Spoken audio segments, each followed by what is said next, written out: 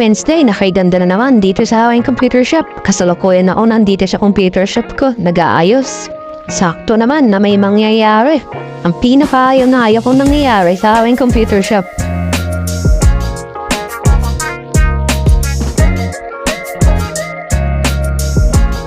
Ngayong Miyerkules ay holiday pala, kaya pala dinagsa ang aking computer shop ng gantong oras pa lang. Kasalukuyan ako nagliligpit ng mga gamit ko sa server area kasi nga i-renovate ko siya. Ililipat ko kasi yung walang PC ko doon sa may server area. Kaya tinanggal ko muna yung mga gamit para walang sagabal at hindi ako mahirapan pa nagsimula na ako magkarpintero dito.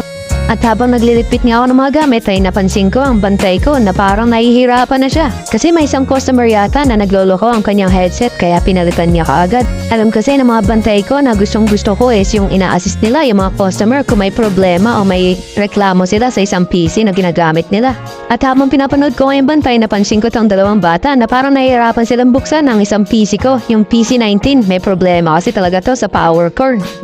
Kaya si Boss Deljo ay to the rescue. Ang una ko munang ginawa ay sinaksak ko muna ang ABR kasi hindi pala nakasaksak ito. Hindi talaga magbubukas yan. Oh my God. Kaso ayaw talaga magbukas.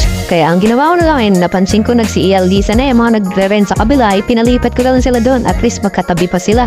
At binaligan ko ang atong PC at binuksan ko na yung kaha para ma-check ko ano ba talaga ang problema.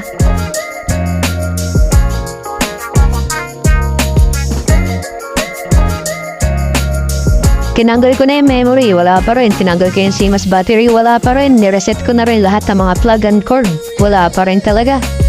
Pati yung plug na napakahirap tanggalin na power supply papuntang motherboard at pinili kong tanggalin at nireset ko rin. Pero wala pa rin, hindi pa rin gumagana.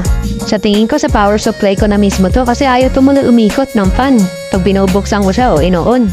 Kaya nung hindi ko talaga siya ma-on mabuksan-buksan ay nabisit na ako. Kaya binaklas ko na siya. Ayaw ko pa naman yung may nasisiraan akong computer dito sa shop kasi sayang ang rent niya o umaandar yung oras na bukas ng shop eh hindi siya nare-rentahan. Kaya ang ginawa ko ay pinuntahan ko yung isang corner doon na may PC ko rin. Hindi kasi masyadong pinupunta nung nire-rent to kasi nga daw eh masyadong sulok. Parang nako-corner daw sila. Kaya kinuha ko na lang muna dahil hindi naman siya masyadong ginagamit ay hindi nalagay ko muna siya dun sa sira para hindi dalawa ang hindi gumagana sa akin kundi isa lang. Maximize ko kasi dapat lahat ng mga PC ko na nagagamit lahat kasi sayang ang araw. Medyo may ibang nga lang ang numbering kasi nga naka-display setup ako kaya tatalo ng number neto. 18, 29, tapos 20. Pero okay lang, basta't magamit lang sila at isa lang ang hindi gumagana sa PC ko, 36 kasi lahat yan. At least 35 ay gumagana araw-araw tuwing magbubukas ako. Lalo pa ngayon na holiday ay punuan talaga, kailangan magamit ko lahat ng mga PC ko. At yung sira dapat maayos ko kagad para hindi matenga at masayang ang kinikita niya. So, hanggang dito na lang ulit ang aking video. Maraming salamat.